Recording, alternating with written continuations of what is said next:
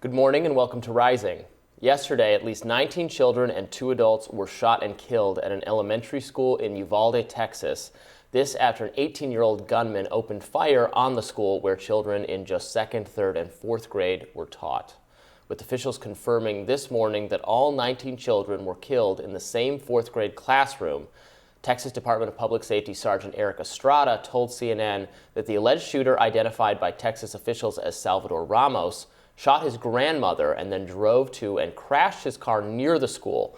He got out with a gun, wearing body armor, was engaged by law enforcement, but he did make his way into the school. According to Estrada, the grandmother was in critical condition.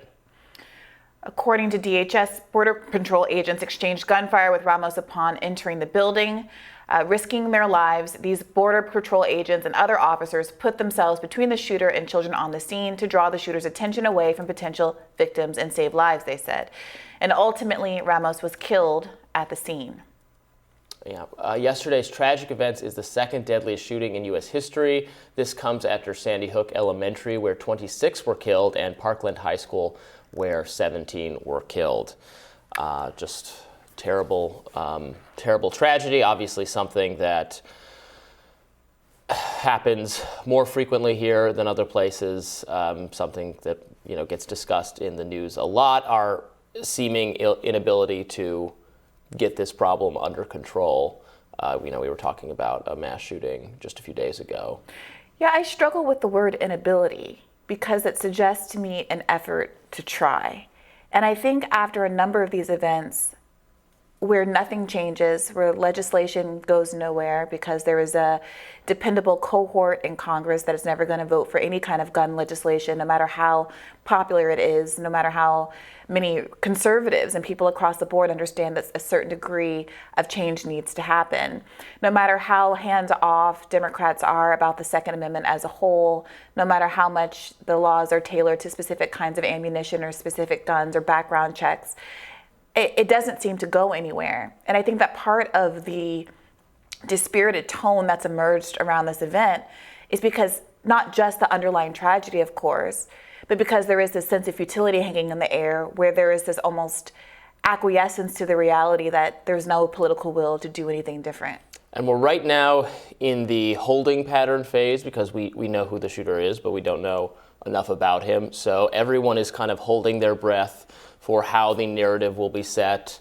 Was he a white nationalist? It has a Hispanic-sounding name, so probably not, but it's not impossible. Mm-hmm. Did he buy his gun legally, or did he get it illegally?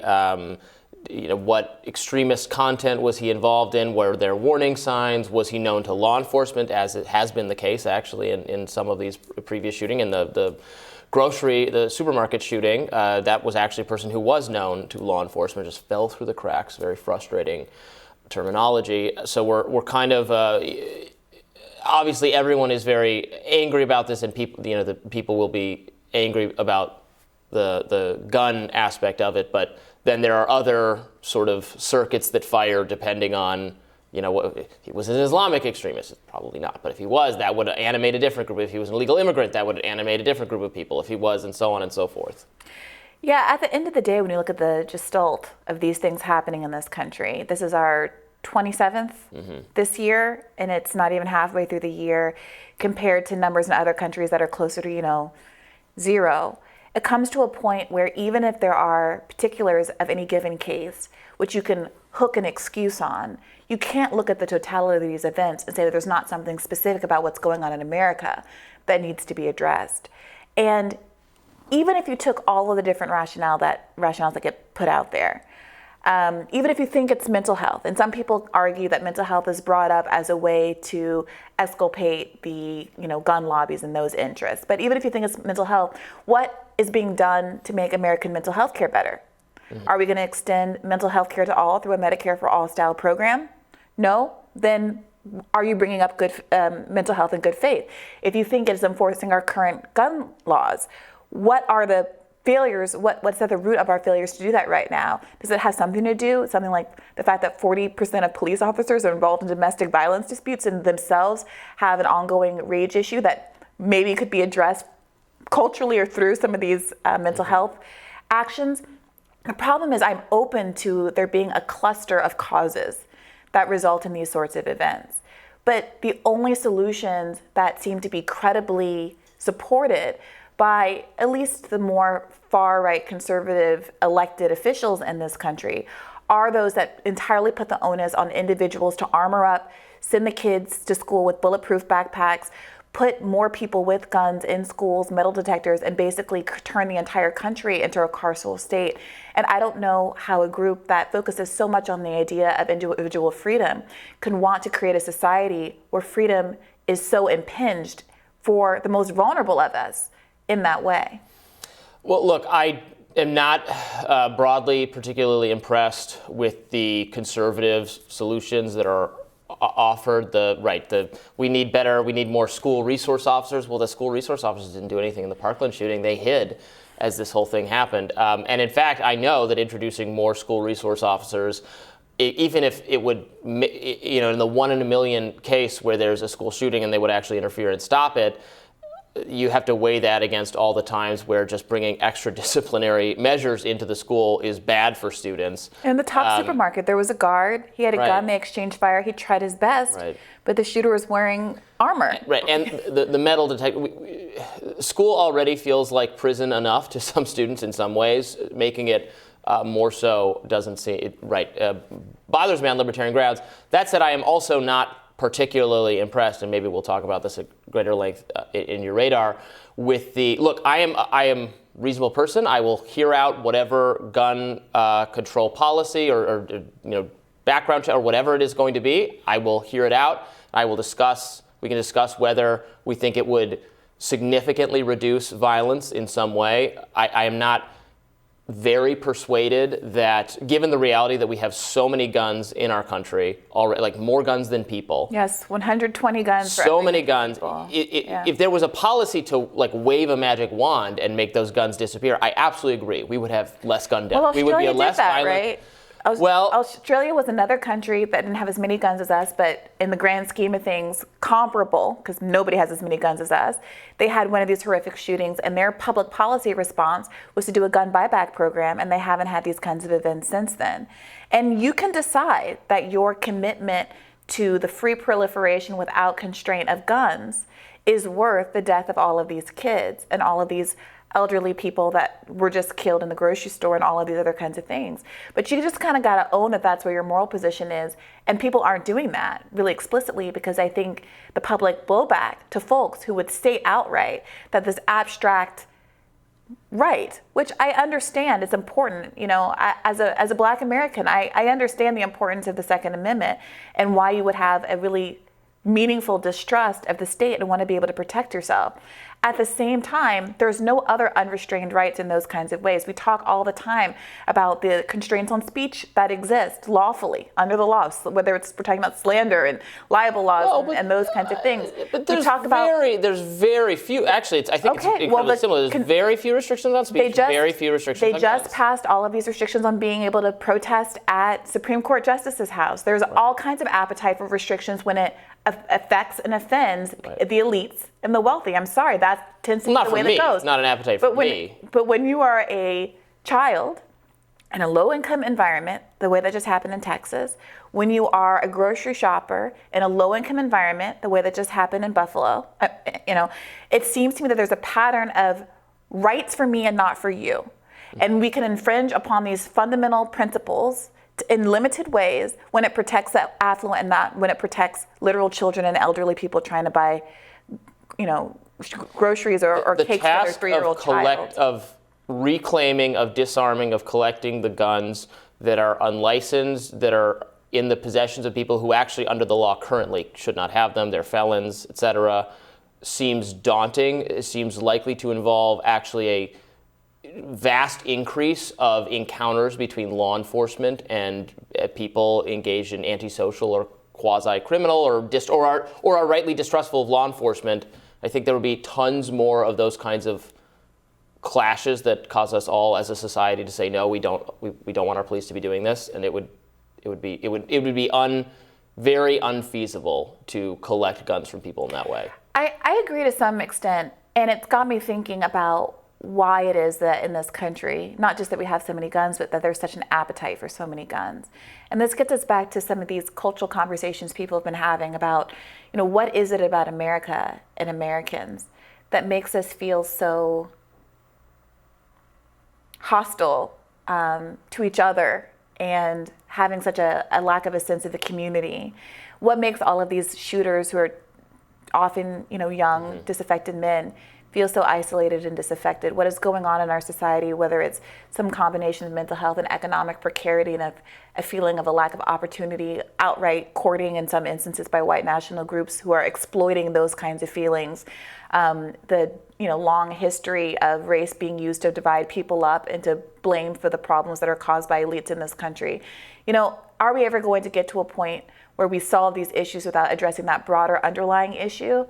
I don't know. I mean, some conservatives say we have a more open society than a lot of these peer countries we're comparing to. We have a much less homogenous society. We have a society of greater tension between cultural and racial and religious and along all sorts of lines, and there's more conflict. Yeah, people say that, but I don't think that it is. Well, that natural. is something that separates the U.S. from the Denmark or whatever. I really resist this argument that diversity necessarily means antipathy. That because there is racial diversity, like many countries, there's many different kinds of diversity, and there's, the fact that you and I are sitting here, the idea that it's more difficult for us to get along because we're different races or different genders, I reject outright. I think that there are people who actively try to seed that reality and try to convince people of that reality. And it's our job as good citizens to push back against that. But I think it's a little bit of a cop-out when people say things like, well, America just has to deal with it because we're diverse. And in some ways that puts the onus on diversity as a negative quality when no one sits there and says, well, you're from Massachusetts and you're from Texas, so you must be at each other's throat. Or you're a plumber and you're a, secretary, so you must be at each other's throat. There's a long history in the country of people from Texas and people from Massachusetts being at each other's throat. Well, there's a long history of people in this country, more recent immigrants, white native-born Black native-born people banding together for all sorts of really amazing labor efforts that were solidaristic. And some of the biggest pushback from the government, the first time bombs were dropped on a local population, was because the people got together and rose up to protest labor and pay conditions at mines. And you see that when you see the power of the blowback against those instances, when we do realize that our salvation comes from banding together with each other, it demonstrates how invested the system is in keeping us apart. And so I don't want people to get so disaffected in a way that they believe that this is the natural status quo because this is just the cost of diversity. In fact, I'm sorry, I do believe that diversity is our strength, and it's a massive op to try to convince us otherwise. And when you think otherwise, that's how you end up in these kinds of situations, and we continue to pull apart from each other and argue against each other instead of coming together to try to find solutions. I'm open to genuinely anything at this point, but I am not open to the idea of sitting on our laurels and not trying a single thing because we're so defeated. But it's frustrating to hear people say, well, they don't have this problem in Europe. Why can't we be more like these countries? Well, these countries everybody looks the same, everybody feels the same way, everybody is incredible, has a long, hundreds and hundreds of year ancestry and connection to the national identity. I'm not a nationalist conservative who thinks this is the ideal state of a country and this is what we should deliberately try to foster. But if we're a little rough around the edges because we're different and we're more welcoming and we're more conflict based because of that, I am actually okay with that, and I think that might just be the way it is. Well, I don't think that there is a failure for Americans of different stripes to have a sense of national identity. What I do think is that there's some Americans who lay claim to a bigger sense of national identity than other Americans. And I talked about this in a radar a little bit last week. The irony of someone like Tucker Carlson talking about legacy Americans in a way that seems to suggest that someone like me, someone who looks like me, looks like the people who were shot in the Buffalo grocery store, are not legacy Americans despite our legacy in this country being longer than many, many, many white immigrants, suggests to me that the problem isn't the diversity, but people who are saying, I am more American than you because of race, because of these differences. It's not true. And so many Americans really are deeply invested. So many Black Americans, so many brown Americans, so many Asian Americans are very deeply invested in what it means to be an American. And I'll talk a little bit about this more in my upcoming radar. Yeah, well, we wanted to, before we close out here, we wanted to mention that the thread of victims shows Xavier Lopez, 10, Uzziah Garcia, 10, a fourth grade teacher, Eva Morales, who was shot reportedly trying to protect her students. Nevaeh Bravo died, was also in the fourth grade class, and you can see more pictures of the victims online. And apparently, I mean, it's absolutely horrific. Like, there are some parents right now who have not received confirmation, but obviously their child has not come back, so they have every reason to expect their child was killed, but haven't received confirmation yet, and that just is a unbelievably gut-wrenching position to be in. It's horrible. Two days from the end of the school year, they've canceled classes, obviously, for the rest of the year, and it's horrible. Yeah. President Biden, of course, addressed the nation on the tragedy last night. Here's what he had to say. We can do so much more. We have to do more. Our prayer tonight was those parents lying in bed and trying to figure out, will I be able to sleep again? What do I say to my other children? What happens tomorrow?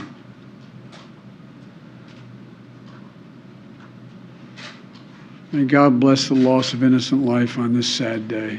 As a nation, we have to ask, when in God's name are we going to stand up to the gun lobby? When in God's name we do what we all know in our gut needs to be done? Yeah, well, it's just a reminder that Democrats have the House and the Senate. Joe Biden has been very clear that he does not believe in getting rid of the filibuster for any purpose, including passing some pending gun legislation that has already passed the House. And at a certain point, I don't think it's appropriate to stand there and say what in God's name can be done when you were the President of the United States and perhaps the most powerful person on the planet. Well, I look forward to talking about this more with you during your radar. Stay tuned for more Rising coming up next.